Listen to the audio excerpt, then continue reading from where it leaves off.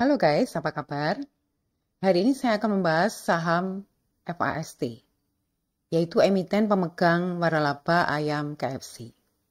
Pada tanggal 16 Mei kemarin, manajemen mengumumkan rencana penambahan modal melalui mekanisme private placement oleh pemegang saham pengendali. Nah, Proops itu telah menyetujui rencana ini akan direalisasi pada Juni 2025 sebesar 80 miliar rupiah. Menariknya, 65% dari jumlah tersebut itu akan digunakan untuk pembelian inventori atau bahan baku. Hal ini jelas merupakan indikator awal bahwa perusahaan itu sedang mengalami kesulitan cash flow. Sehingga untuk pengadaan bahan baku yang operasional itu perlu didanai dengan menerbitkan saham baru. Nah, namun publik menilai bahwa private placement sebesar 80 miliar rupiah ini adalah bukti keseriusan dari pemegang saham pengendali dalam membenahi manajemen. Tidak salah memang. Oleh sebab itu, sejak Rups menyetujui HMITD sebesar 80 miliar rupiah, saham FAST mengalami kenaikan yang signifikan. Bahkan price book value-nya sempat mencapai lebih dari 10 kali nilai bukunya. Meskipun pada hari Senin 26 Mei lalu di sesi pagi itu sempat naik di harga 370, saat ini itu harganya turun hanya di angka 302. Euforia ini nampaknya mulai terkoreksi. Hal ini menunjukkan bahwa bukan soal 80 miliarnya, karena jumlah ini relatif kecil dibandingkan ekuitas di tahun kuartal ketiga 2022 di angka 1,1 triliun rupiah. Tetapi publik melihatnya dari sosok Antoni Salim sebagai salah satu komisaris dari FAST. Ya, bagaimanapun juga figur itu menentukan harga saham. Nah, tetapi bagaimana prospek bisnis dan saham KFC ke depan? Mari kita bahas secara komprehensif, tidak hanya dari perspektif investor, tetapi juga dari sisi model bisnisnya saat ini. Apa yang menyebabkan bisnis KFC menurun? Preferensi konsumen sudah berubah. Saya pikir bahwa semua orang mengenal yang namanya ayam goreng KFC. Dulu saat masa jayanya, hampir setiap pintu masuk mal selalu didampingi oleh gerai KFC yang cukup luas. Sekarang pun masih ada. Tetapi jika kita amati, jumlahnya sudah jauh berkurang. KFC itu tumbuh dari budaya sudah makan. Jika kita bertemu kerabat, itu umumnya pertanyaan-pertanyaan yang muncul di depan adalah, halo apa kabar, sudah makan gitu ya.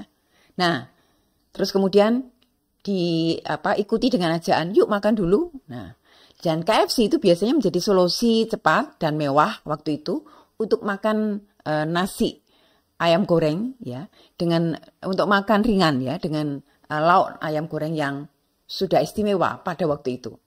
Nah, namun seiring waktu dan meningkatnya kesejahteraan masyarakat, budaya sudah makan ini rupanya bergeser menjadi budaya nongkrong yuk, ngopi yuk gitu ya. Jadi tidak heran jika Starbucks itu sempat booming meskipun menjual kopi dengan harga yang tinggi. Karena dianggap lebih berkelas sebagai tempat bertemu teman dibandingkan dengan hanya makan nasi ayam goreng. Nah, kini dengan munculnya berbagai kedai kopi dari kelas warung sampai dengan harga-harga premium, bahkan Starbucks pun mulai keteteran. Dalam sambutan komisaris KFC disebutkan bahwa penurunan bisnis disebabkan oleh boikot produk Amerika. Namun saya yakin persoalannya tidak sesederhana itu. Tidak hanya masalah boikot. Saya setuju bahwa KFC tidak menurun secara kualitas. Bahkan mereka sudah berusaha dengan keras dengan cara misalnya mendiversifikasi produk, menjual bubur dan kopi. Tetapi sekali lagi, masalah utamanya bukan sekedar produk, melainkan preferensi konsumen yang telah bergeser dan berubah secara drastis. Dan rupanya KFC terlambat beradaptasi. Hal yang paling mengubah perilaku konsumen Indonesia khususnya adalah jualan online. media-media sosial itu menjadi ramai untuk tempat-tempat menawarkan produk. Mall itu bukan lagi satu-satunya pusat gaya hidup. Lokasi wisata, tempat healing, bahkan tempat-tempat sederhana pun bisa menjadi sebuah pilihan menarik. Di TikTok, konsep konten itu kini lebih santai, lucu-lucuan, itu atau konten-konten yang receh.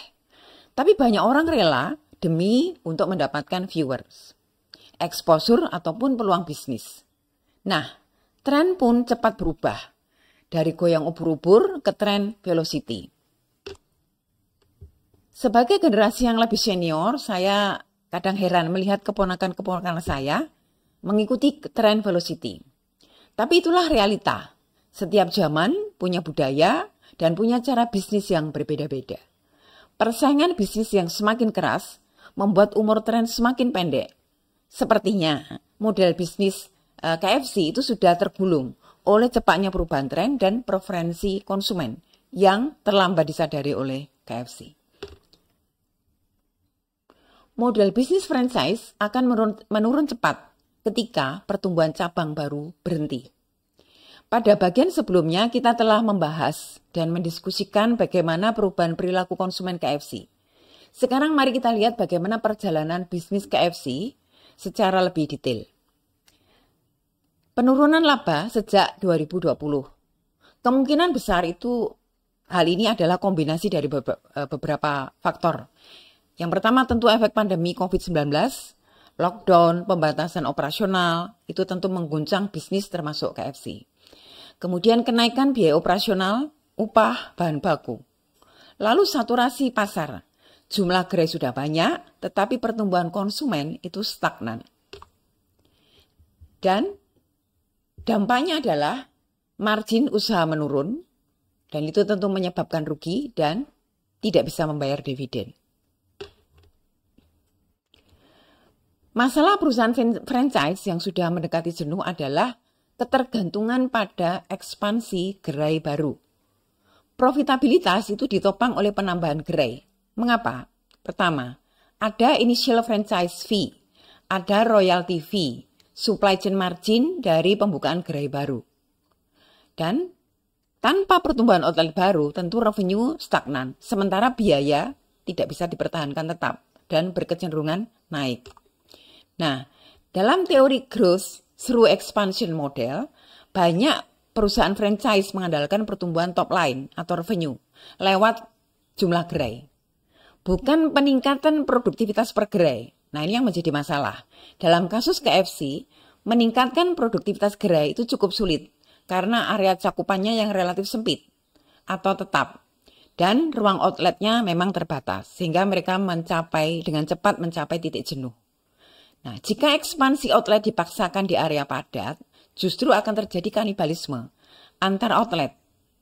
Outlet baru akan mempersempit ruang gerak dari outlet lama, sehingga pendapatan outlet lama itu akan menurun, dan akhirnya apa? Ya, gerai lama akan ditutup. Saat ekspansi berhenti, kerentanan model ini akan segera terlihat. Margin menurun karena biaya tetap tinggi, gaji, operasional, depresiasi gitu ya. Dan pada akhirnya menyebabkan kerugian. Ringkasan laporan keuangan IDX untuk emiten FAS. Berdasarkan laporan keuangan sejak kuartal 1 2022 hingga kuartal 1 2025, kita melihat bahwa total aset itu rata-rata naik 0,67% per kuartal.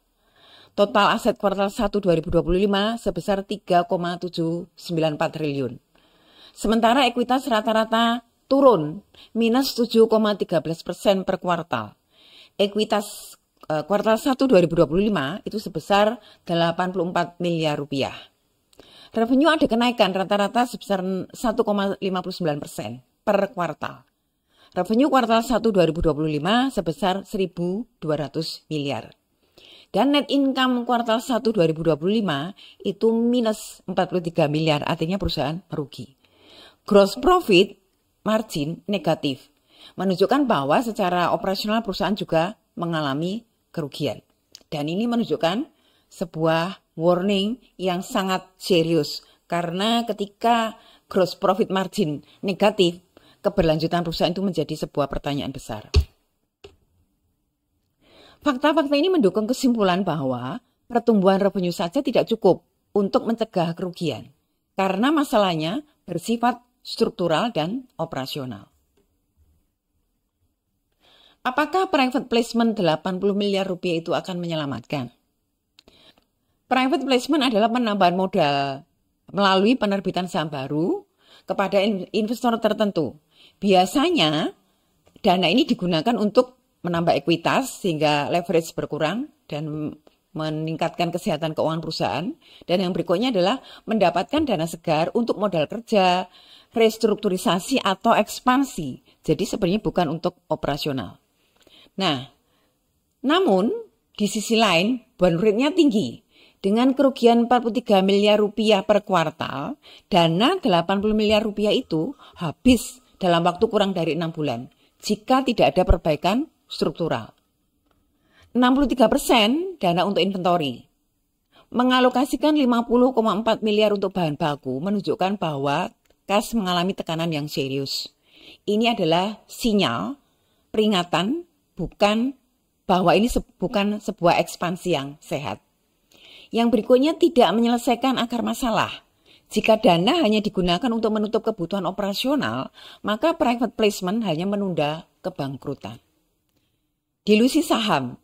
Saham lama akan terdilusi dan jika tidak digunakan secara transparan dan produktif, bisa menurunkan kepercayaan pasar. Nah, apa solusinya? Tentu yang pertama adalah perusahaan tetap perlu menanggapi dengan serius apa yang menjadi selera konsumen. Bagaimana terjadi perubahan, pergeseran dari gaya hidup, selera konsumen, dan itu tentu akan menjadi perlu fasilitasi oleh perusahaan dengan melakukan inovasi-inovasi produk dan layanannya sehingga kemudian bertemu dengan apa yang menjadi kebutuhan konsumen. Yang berikutnya melakukan survei pelanggan dan menyesuaikan model bisnis. Ini tentu perlu digarap dengan serius oleh KFC. Dan menggunakan teknologi dan media sosial sebagai bagian dari strategi. Meskipun saya percaya bahwa tentu KFC sudah melakukan ini, tetapi mungkin ada sisi-sisi lain yang perlu didalami dan perlu dipertajam. Yang berikutnya adalah menggunakan dana untuk transformasi, bukan sekedar menutup defisit. Nah, ini menjadi PR besar bagi manajemen KFC. Nah, penurunan bisnis KFC adalah hal wajar yang jika perusahaan tidak mampu mengikuti perubahan zaman. Ada banyak contoh kasus lainnya sebelum KFC, bagaimana bisnis-bisnis itu berguguran ketika mereka kemudian tidak bisa mengikuti perubahan zaman. Private placement bisa memperpanjang nafas operasional dan memperbaiki hubungan dengan supplier. Tetapi waktunya terbatas. Momentum perubahan tidak boleh dilewatkan. Dalam konteks riset ekonomi, nilai R-square dalam studi statistik biasanya hanya menjelaskan sekitar 10% hingga 40% dari variabel hasil. Tetapi 40% adalah kontribusi yang signifikan. Karena biasanya jika problem besar itu dapat diselesaikan, maka masalah-masalah kecil lainnya bisa ikut hilang atau membaik. Jadi walaupun R-square dari faktor-faktor analisis itu hanya di kisaran 30%, tetapi jika itu sudah mengenai atau sudah menyelesaikan akar masalah, tentu itu akan bisa memperbaiki bisnis secara keseluruhan. Bagaimana dengan harga sahamnya? Reputasi Grup Salim saat ini relatif bagus di dunia pasar modal. Ini tercermin dari optimisme pasar menyambut private placement yang dilakukan. Tetapi ini adalah efek psikologis atau harapan pasar. Realisasi right issue itu baru akan terjadi bulan Juni 2025. Jadi bisa jadi saat ini sudah jenuh dan cenderung koreksi ketika semakin banyak orang membicarakan aksi korporasi ini. Nah, demikian analisis saya, ulasan saya mengenai bagaimana masa depan bisnis KFC, tidak hanya dari sisi bagaimana dampak dari private placement. Nah, tujuan saya tentu tidak menggurui, sebab ini adalah sebuah ruang untuk kita bisa berdiskusi, bisa melakukan analisis, dan tentu dengan harapan bahwa kita bisa memetik pelajaran penting dari kasus-kasus yang dialami oleh perusahaan. Dan khususnya sebagai investor, kita juga bisa bijaksana melihat bagaimana aksi-aksi korporasi itu perlu kita tanggapi. Nah, terima kasih sudah menyimak. Sampai jumpa di video-video berikutnya.